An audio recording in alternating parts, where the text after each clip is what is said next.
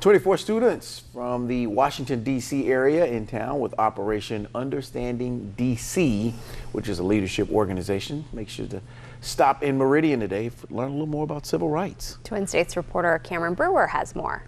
Students from Washington, D.C. have traveled across the South to learn about civil rights history, which brought them here to Meridian to learn about James Chaney. We plan a summer journey every year for our group of juniors, rising seniors, to get the experience of the South. I think the South has so much history that a lot of them don't know about, and as the students have spoke about, that we aren't really taught within our schools. Many students brought with them a souvenir to share at Chaney's grave from the numerous civil rights stops they made across the South. We brought little pieces of each of those sites to his grave to show him that the movement still lives on and we're still fighting for it.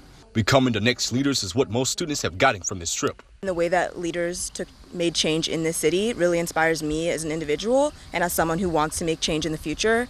And I feel as though learning about this history and coming here today has really inspired me to make change the same way that these people in history have. Learned that there's so much more to the civil rights movement than just Martin Luther King and Malcolm X and kind of the big leaders that you hear of.